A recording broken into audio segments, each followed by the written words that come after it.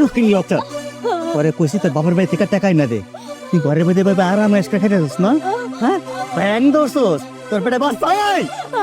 আমার চাই না দাও, আমার চুলটা চাই না দাও, আমার খুব ব্যথা লাগতেছে। ব্যথা লাগতেছে না? এখন তো চুল ধরছি, যখন গরমের পর ধরবেন না তখন বুঝবি কেমন লাগে। বল ভালোই ভালো কেটাছি। হ্যাঁ আমার আমার টাকা না থাকলে মাথা গরম হয়ে যায়। কয়দিন হইলো আমি বন্ধু বাবার লোকে মুখ দেখাইতে পারি না, আমার পকেটে টাকা নাই। তোর আমি বারবার কইছি তোর বাবার বাড়ি থেকে টাকা আনবি। তুই তো একমাত্র মাইয়া, তোর বাপরে এত টাকা দিয়ে কি করবো? হ্যাঁ সব তো আমারে দিব, আমার দিব, দেয় না কেন? তোর বাপের টাকা না দেয় না, আমি আমি তোরে তো মারুম। তোর পেটে বাচ্চা আছে না? আল্লাহ দয়া লাগে আমার মানিককে মাইরো না, ও তো এই দুনিয়াতে আগে নাই। আরে আমার সোনা রে, কত কষ্ট পাইছে, তাহলে সুন্দর মতন আমার কথা শুনে চলতে পারো না? যাও বাপের বাড়ি যাও, যাইয়া আমার টেকার কথা কও। টেকা পাইলে আমার আর কিছু সমস্যা নাই। আমার বাপে তোমার আর কত টাকা দিব কও? এই কত টাকা দিব মানে? হ্যাঁ তোর বাপের টাকা লই কবরে দেবো? এই তোর মতো মেয়ের আমি বিয়া করছি, তোর সাত কপালের ভাগ্য। আর উল্টা পাল্টা কথা কবি তো একেবারে। শোন ভালো ভালো কয়ে যাচ্ছি, সুন্দর মতন যাইয়া বাপের ক টাকা দিতে, না এলে একটু তমকে ভোতা করে লমু। আমার বাপে এত টাকা কই পাইবো? আমি কোন মুখ নিয়ে আমার বাপের কাছে আমি টাকা চাবো?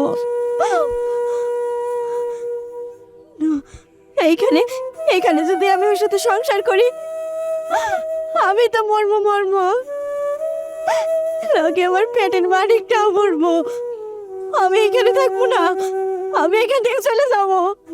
আমি আমি তোর থেকে অনেক দূরে চলে যাবো এখান থেকে।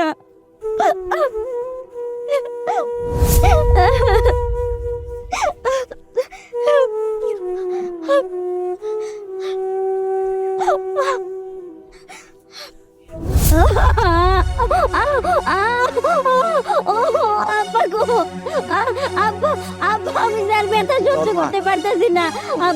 আব্বা তুমি একটা কিছু করো। আব্বা তুমি আমার হাসপাতালে নিয়ে চলো আব্বা।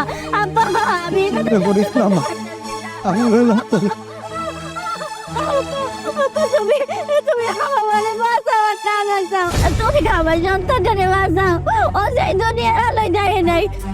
আব্বা তুমি না সাব্বির ভাইয়া 50,000 টাকা দাম দিয়েছিল, ওই টাকাটা তুমি সাব্বির ভাইকে তুমি রাখছাও।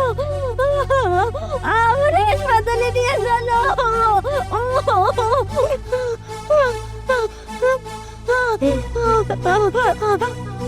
মারে ধরছে মন ধরছে। আল্লাহ আল্লাহ আল্লাহ গো। হ্যালো আব্বা আব্বা আব্বা আব্বা নাম্বার বন্ধ করে দিছে রে মা। এত চিন্তা করিস না, আমি টাকার ব্যবস্থা করতেছি, রাখ। ও আব্বা তুমি আমারে রেখে যাইও না, আমারে রেখে তুমি যাইও না। আমার আমার বুকের ভিতর জানি কেমন করতেছে। আমার কাছে থাকো তুমি, আমার খুব ভয় করতেছে, আমার খুব ভয় করতেছে।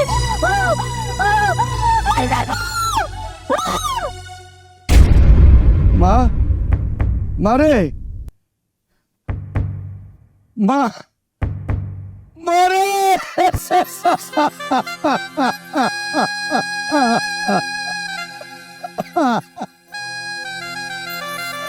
আমার মা আমার চোখ, আমি তোর হসপিটালে যাবো মা। মারে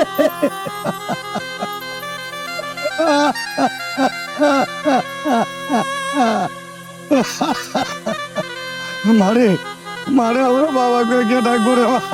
ও মা ও তুই চোখ খোল মা, চোখ খোল। আমার কেমন দিব কে, আমার দেখবো কে? তুই আমার চাই না যাইস না মা।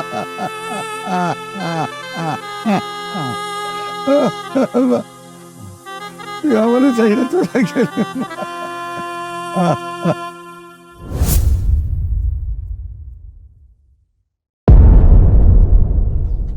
কাকা, আপনি আপনার এই অবস্থা কেন? আর কোথায় যাচ্ছেন? আমাকে চিনতে পারছেন না? আমি সাব্বির। ওই যে মনে আছে, আমার মা যখন অসুস্থ ছিল আপনার কাছ থেকে 50,000 টাকা ধার নিয়েছিলাম। প্রথম যখন টাকা চাইছিলাম আপনি টাকাটা দিতে চান নাই। পরে আপনার মেয়ের কথা আপনি আমাকে টাকাটা দিচ্ছেন। অনেক উপকার হয়েছে চাচা।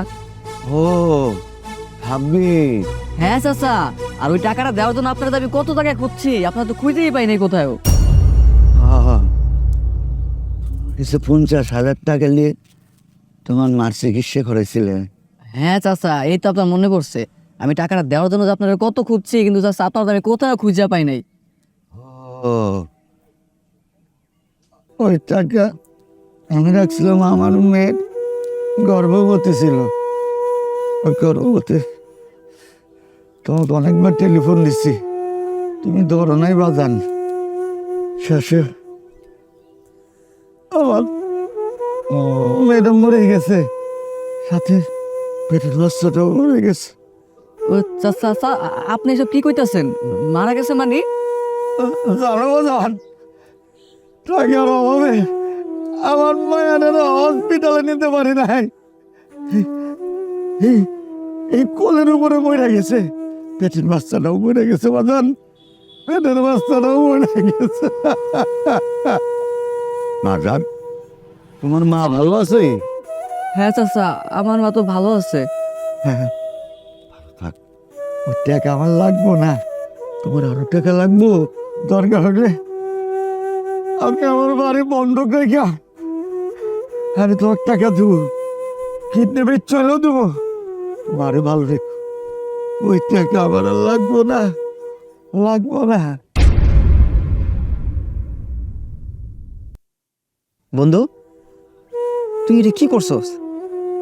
এই চাচার এত কষ্টের টাকা, তার মেয়ে গর্ভবতী ছিল, এই টাকাগুলো রাখছে আর মেয়ের চিকিৎসা করাইব, ওই টাকা তোরে দিছে। আর ওই টাকা দিয়ে তোর মানে চিকিৎসা করাইছস, ওই টাকাটা তুই দেস নাই। কাকাই নাকি তোর বারবার ফোন দিছে, তুই ফোন ধরস না, ফোন নাকি কাইটে দিছস। তুই এটা একটা কাজ করছস, তুই তো মানুষ না, তুই তো একটা মির্জা ভর। তুই এত খারাপ আমার তো আগে জানা ছিল না। সি, আমি এরকম একটা মানুষের সাথে আমি চলাফেরা করি? সি বন্ধু, সি, তোর কাছ থেকে আমি আশা করি নাই। বন্ধু, আমি না অনেক বড় একটা অন্যায় করে ফেলছি। আমি কল্পনা করিনি যে আমার জন্য চাচার আর চাচার মায়ের এরকম অবস্থা হইব। আমি নিজ হাতে দুইটা জীবন একদম ধ্বংস করে ফেলছি। আমি যদি তখন সময় মতো টাকাটা দিতাম, হয়তো বা চাচার মেয়েটা বেঁচে যেত, চাচার এরকম পরিস্থিতি হইতো না। চাচা আমার অনেকবার ফোন দিয়েছিল, কিন্তু আমি ফোনটা ধরিনি। বন্ধু, আমার এই অন্যায় না কোনো ক্ষমা নাই। আমি আমি এখন কি করব? আমার না কিছু। আচ্ছা ঠিক আছে, চল।